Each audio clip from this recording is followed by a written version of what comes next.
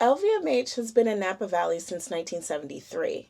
And no, not because of Louis Vuitton or because of Dior or any runway show or even a celebrity pop up. They've been in Napa Valley because of wine.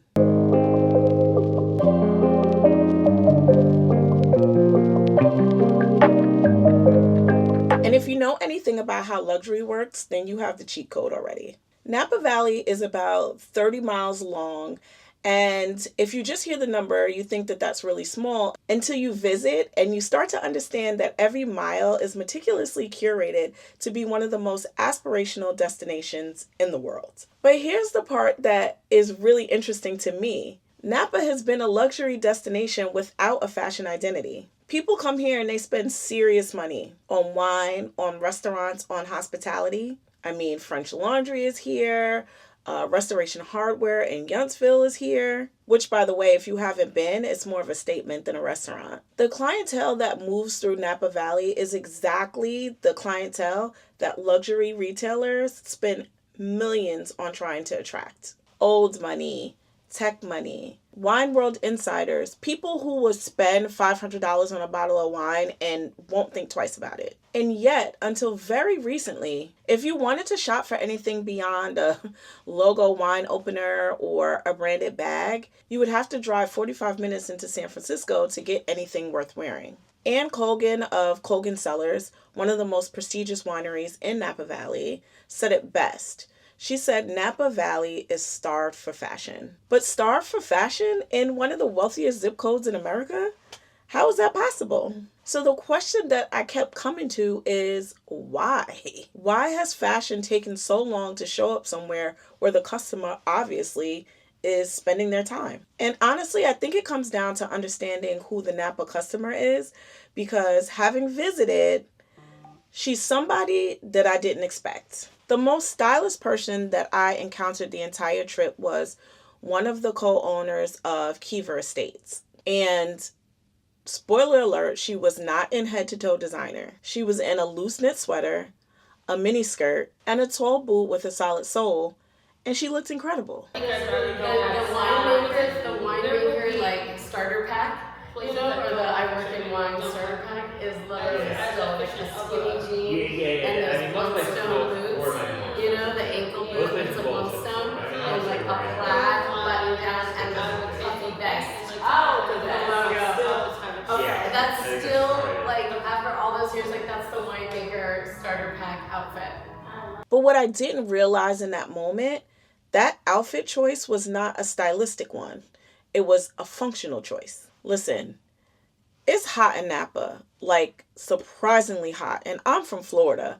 And I got to tell you, that sun hit different. So that explains the mini skirt. So you might be wondering, okay, so where does the sweater come in?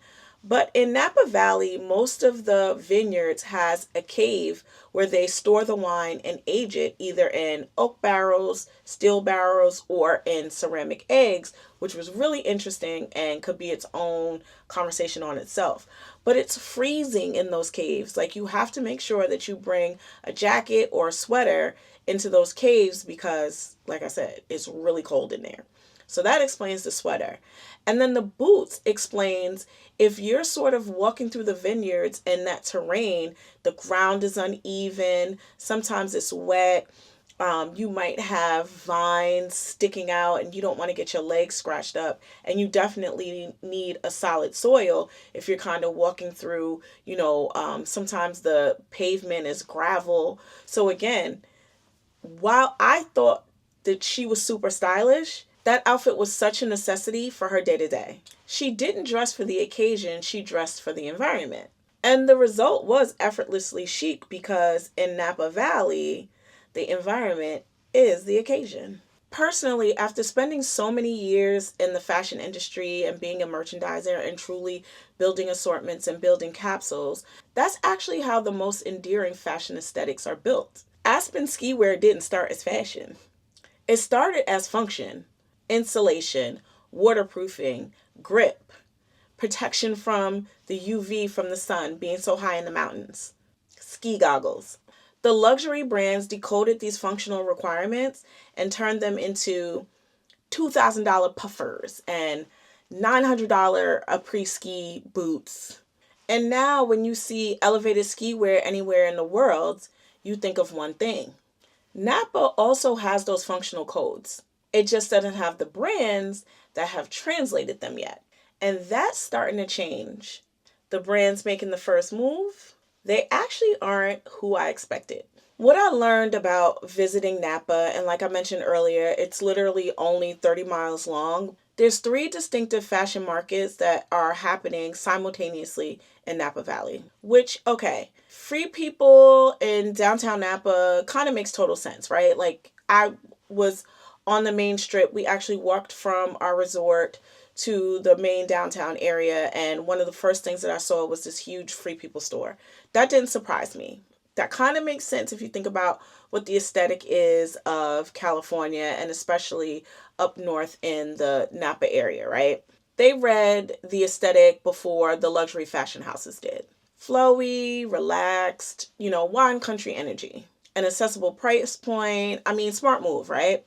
But Free People is also fast fashion adjacent. And the deeper I got to understanding Napa's actual culture, the values of this place, that Napa and the idea of fast fashion philosophically just didn't make sense. I get it from like a tourist perspective, but for the people that are actually living there, like I couldn't really make the connection. These are people who age wine for years, who understand intimately what it means to wait for the payoff, who have built entire businesses, entire legacies on patience, craft, precision. That person is not thinking in trend cycles. That to me doesn't feel like a Free People customer. That feels like a Laura Piana customer. Which brings me to Yountville. Yountville is the tourist facing luxury tier. That's where French Laundry is. And you might be wondering, did I go? So we had reservations. I unfortunately didn't make it because I had a medical emergency. But there'll be another video to explain that. But my good sis, Brianna, who brought me on this wonderful trip, she did have the pleasure of attending and she loved everything. And it was everything that you might expect. I saw lots of pictures and I am a little bit picky about my food. I don't necessarily love like raw things. I mean, I have like a tuna or like a hamachi here and there, but like I'm definitely not into the medium rare steaks or any of the other sort of concept foods. So, I mean, not that I would wish going to the emergency room and spending 12 hours in Queen Mary Providence Hospital or wherever I was.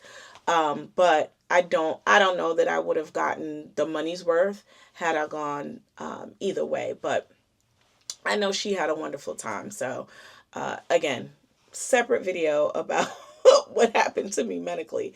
But anyway, so Yountville is sort of that luxury tier. That's where like all the luxury things are happening. The customer there is wealthy but transient, visiting, spending, open to discovery. That's where any of those sort of brand experiences or pop-ups will work beautifully. And then there's St. Helena. St. Helena is sort of the locals town. It's a little bit quieter. It's more insular. It's the center of the actual wine industry.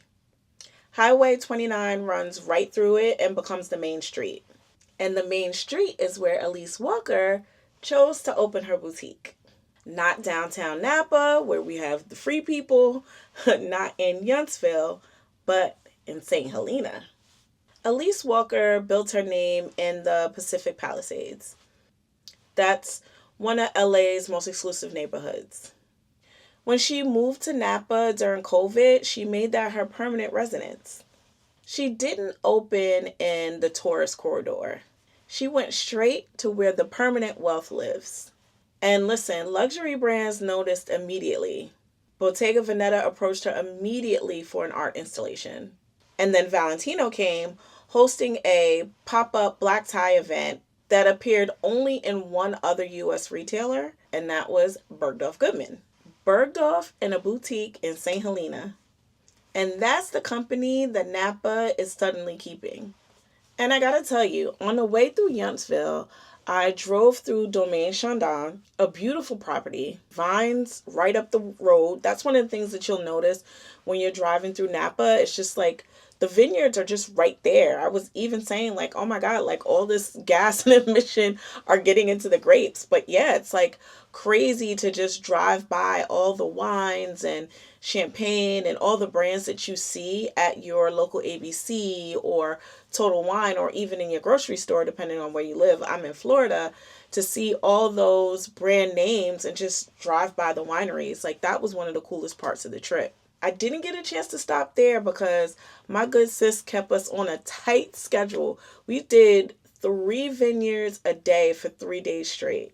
So, Domaine Chandon was established in 1973, making it the first French owned sparkling wine to venture into the United States. It was founded by Moet Hennessy. Moet Hennessy, as in LVMH, as in the same parent company that owns Louis Vuitton, Dior, Celine, Loro Piana, and Givenchy. LVMH didn't discover Napa when luxury fashion started there. They've been there for over 50 years and they were just there for the wine.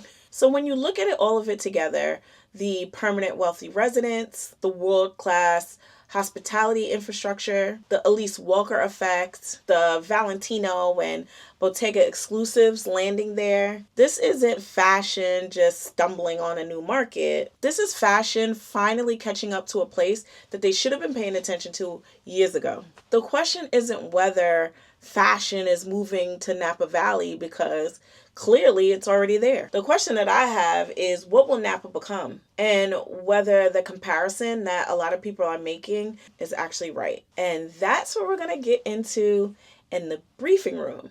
So if you want the full picture, the Aspen blueprint, and what it actually takes for a destination to become a fashion capital, and honestly, my real verdict after spending a week there, that is waiting for you in the briefing room. So if you want information on the briefing room, check my bio and all the information is there. And I'll see you over at Patreon. Super excited. Come on over. Thank you for watching.